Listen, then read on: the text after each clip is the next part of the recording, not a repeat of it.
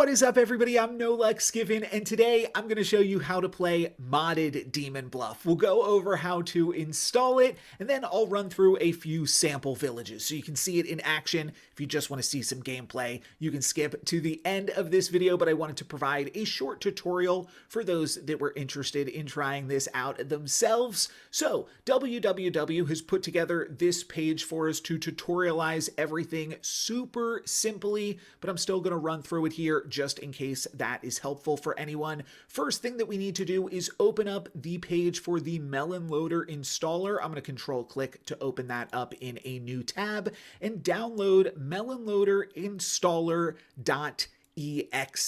There's a few options here if you are playing on a Mac or Linux computer, but on a PC, all you need is the installer.exe, and once that is done downloading, should be fairly straightforward. You can launch that right from your browser, and once that has loaded up, I'm going to drag it over here, and we can see Demon Bluff playtest is one of the options. You might have some other options depending on what other games you have installed on your computer. We're just going to click on that once, enable nightly builds, and then click install. Once that is done installing, again, very, very quick, the next thing that we want to do is launch Demon Bluff. I will note, you will see something like this pop up as you launch the game.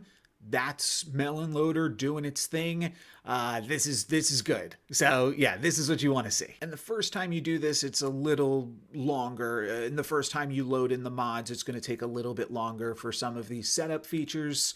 But it'll be quicker in the future. Once you're in Demon Bluff and you've heard the music for the game, you're good, and you can exit out of the program after you've wishlisted the game on Steam. The next thing that we want to do, just a quick double check that the mods folder was installed, and we can navigate over to Melon Loader and easily access the game's folder with all of its data just by clicking on that icon. The main thing that we want to be checking right here is that we have a mods folder inside of the Demon Bluff playtest folder. Once we know that we have created the mods folder, it's time to put some mods in it. By the way, once you've got the mods folder, you no longer need the Melon Loader exe. Feel free to delete that, though I do find it useful just in terms of navigating to your Demon Bluff folder if you aren't super familiar with where everything's at on your computer. So now it's time to add some mods, and there are 3 different currently available mods at the time of this recording. I'll go over what each of these do once we've installed them if you want to jump ahead and then come back and download them. But I'm going to open all of these up here and we are going to download them. So let's go over to the latest release. There are 2 different options for Extra Randomized. There's hard mode and there is just normal Extra Randomized. I personally recommend not going for hard mode. Not that hard mode is necessarily harder, but I'll show the difference between both of these options. You can download both of them. You just only want to put one of them in your mods folder. Oh yeah, this is what I was saying earlier. You might have to allow the download of an unverified file depending on what your system setups are. Once that is downloaded, we're just going to drag it and drop it into the mods folder, and we can do the same with the other 2 mods if you want to download those right now as well. But I am just going to show this one off first, just because every time you load in a mod, there will be a little bit of downloading and reconfiguring with those assets and things. So we're just going to start with Extra Randomized to begin with, and this is what I showed off in my previous video, but now when you go to the endless mode, you'll see a switch below that where you can switch over to Extra Randomized mode, and from here there's 2 additional toggles. You can press N to make village sizes between 2 and 15 cards as opposed to the default 6 to 11. If you download hard mode, instead of this saying 2 to 15, it's just going to say 15. And you will have 15 card villages every single time. And I feel like I personally appreciate the variety of having variable village sizes. Also, to note, if you have the hard mode installed, when you toggle the 15 villages off, your villages will always actually be at 11 cards instead of being at 6 to 11. So you'll have two different options. You can switch between 11 and 15, but without hard mode, like I said, just a lot more variety in that. And speaking of variety, the other thing that Extra Randomized does is allow you to add custom and unused roles into the game. Some of these are going to be fairly experimental, but there is a lot to unpack here, and I guess, you know what, let's go ahead and do a randomized village right now. We're going to keep it at 6 to 11, and then I will go back and install those other mods, because as you can see right here, the Purifier, which is actually a brand new, I have not played a game yet with the Purifier. It's kind of a weird one. And like I said, some of these are pretty experimental. There are things that are like data mined that the dev moved away from. And we have the Purifier here, but we can see that the Purifier doesn't have any artwork. I'll show you how to get artwork on the Purifier in just a moment. But the Purifier is a very strange little minion here. Oh, I should check. How's my camera looking? I'm fine. I'm fine. The Purifier removes corruption from adjacent characters. So it's basically an alchemist. And I think the idea behind this is when an alchemist says, "I cured 0 corruptions," it's always telling the truth.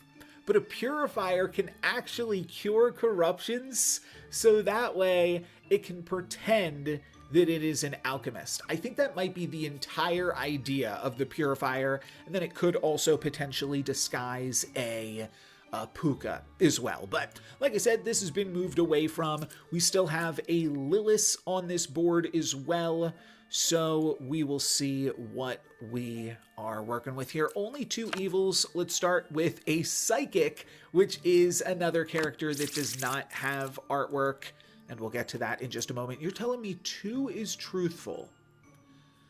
Well, what is our outcast? Just straight up 0 outcasts. Okay, this is very random, for sure. But with no outcasts and a Purifier, I think that 2 just straight up has to be truthful. So I think that both of these are good guys. Let's flip them both, so that way Lilith can't kill a good guy. And if the hunter is 2 away from the closest evil, that means that 4 and 8 are currently my main suspects, and that means that 3 has to be good. So maybe let's flip over 3 next. We are going to find the judge. Well, before it ticks over to nighttime, let me make myself a little bit smaller so you can see the nighttime counter here. Before it ticks over to nighttime, we're going to want to use this judge ability. Let's see if number 4 is lying. 4 is lying. I'm going to kill him then. That is the Purifier. All right, so the Purifier is donezo.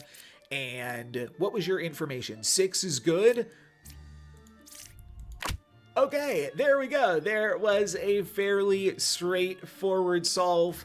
Nothing super complicated here, just a little bit more random. Now, let me show you how to get art assets into the game for the Purifier and the Psychic and the other roles that Extra Randomized adds. So navigating over to the Art Swap mod, we want to download the latest release, the Art Swap -DDL, and download that unverified file as well. And you know what? While I'm doing this, I will also download Character Counter Test, and that's just the 3rd mod. It was something that someone on Discord had requested, so www whipped this up real quick. We can just download this. This one is super tiny, so we'll throw this in the mods folder right now as well. I'm going to bring both of these 2 and have them join Extra Randomized, and then I'm going to start up Demon Bluff again. This one might take a little bit longer. The big thing is once you get in the game,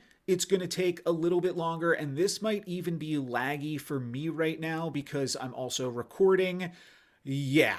Okay, let's see. No, we got through it. We got through it. Great. So this is now going to go through and index all of the different skins. I can't really move my mouse But once this is loaded through the first time, you will see the performance goes back to normal. So I'm going to wait for this loading skins up in the top corner to hit 100%, and then we will see what happened. After that's all done initializing, we'll see that inside our mods folder, we have an art swap folder and a skins folder. Once we have those, we are free to exit out of the game again. So I have not actually used this art swap mod myself yet. I'm kind of figuring it out right now live for this video. But if we go into the art swap folder, we can see that there is another folder for every single card in the game. And if we click on the knight, for instance, we can see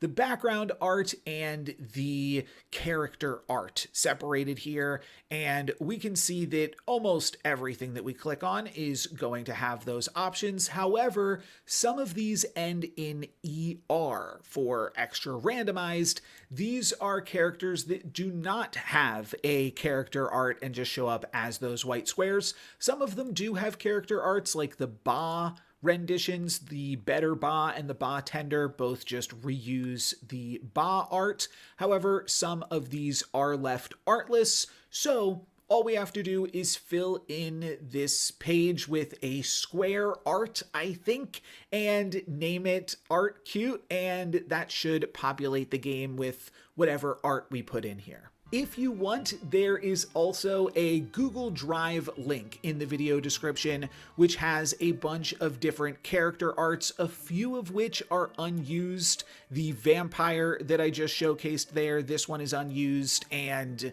which one did I use for the cleric there? The exorcist, or the purifier rather. I used the exorcist. For the cleric, I used, here she is, the saint. So if you are interested in using these images, like I said, you can find them in the video description. For the purifier, I used that one. For the psychic, I used voodoo, and you'll also want to rename all of these to art_cute, so that way they fall in line with the rest of the files here. We also have the hypnotist. I use the vampire for that. Feel free to create your own or just use these ones. You can also use reskins. And yeah, here I used the saint for the cleric. If we go into the mods folder, there's also like inverse copies of a bunch of different skins. You can just grab some skins from here if you're just looking to do something quick that you've already downloaded, and you can throw these, like this could make a good one for the psychic, the inverse dreamer or something. So feel free to use those, and once you have added those into the respective art swap folders, you can see that now we have the purifier appear as the exorcist appear as the purifier, and no longer just have that white square. To show off the last mod that we just installed, the character counter, we're gonna play one more village here and pay attention to what we kill. There's 3 evils in this village. We have a shaman, a puppeteer, and a mutant. Okay. Someone pointed this out in the last video. The mutant deliberately does not count towards the evils up here, and it's kind of like the mutant is a drunk. We actually don't want to kill the mutant. We will take damage if we do. This is a Baker board, so let's see how this plays out here. No witch, so we can probably just flip over everything. Okay, double medium could mean that both of our mediums were flipped over here. That is kind of tricky. Because, well, how would we have any corruption? I think it possibly just means, so what was the flip order? It could just mean that both of these two are wrong. 8 and 2. Are the puppeteer. Oh, this is the puppeteer and this is the puppet, isn't it? Yeah, I think so. Because I think that both of these are actual mediums that were created by the shaman, if I had to guess. Let's see. Is this the puppeteer? No, that's the doppelganger. Whoa. Okay. This one could still be lying, though. Wait, now it says number 2 is a real mutant. Oh, is that what it said before? Oh, maybe it is. Okay, well, if this is the real mutant, sorry, I'm not in Demon Bluff solving mode here, but we did get some good info there. If we kill this mutant, I believe we will lose. But the important thing here is that we just killed a doppelganger, and you'll see why that is important in just a moment. So I think that this Oracle is probably still lying. Oh, the doppelganger was not able to turn into a baker because the baker only changes villagers. Oh, so we actually could have had 3 mediums. We could have just straight up had 3 mediums, one from the shaman and then one from the doppelganger. That actually makes a lot of sense, but the Oracle did not change. So I think the Oracle is actually the shaman. Yes, and that means that 8 and 2 have to actually both be, what was that? The medium? No, the Oracle. Both are good. Oh, right. But this is just pretending to be good. I think it will still lie. Yes, it does still lie and disguise. So, well, it's a druid, so we're not going to get too much info out of this anyways. Though, maybe it will tell us that the bombardier is a bombardier. No, it's just going to tell us there's a doppelganger. I don't think this is actually a bombardier, though, because how would we have a second outcast? Yeah, this bombardier's lying. And then I think it has to be the jester. Let's see how many of these are evil. Yeah, there are 2 evils. You're telling the truth, but I don't think you were actually the medium. Oh, that's really tough to figure out. But both of these are telling the truth, sat next to the puppeteer. I don't think that the baker could have flipped a puppet, though. I think we have to take out the jester. We are able to solve the village there. And with this, we killed a shaman, a doppelganger, a puppeteer, and a puppet. And now I can show you what that other mod does. If we go to the compendium and we take a look at doppelgangers, we can see that we have killed 1 doppelganger.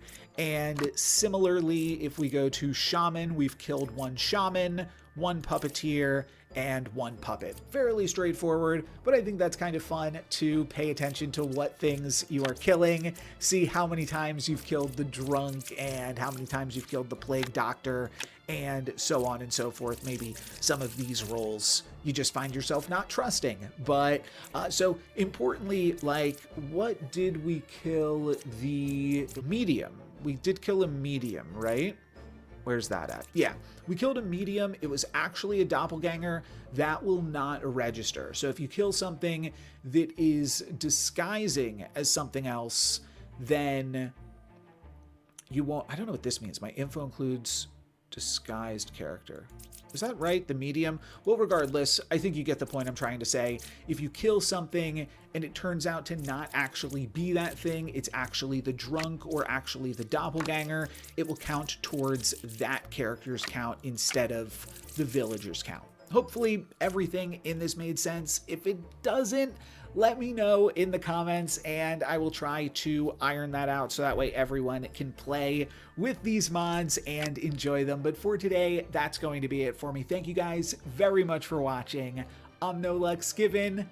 Peace.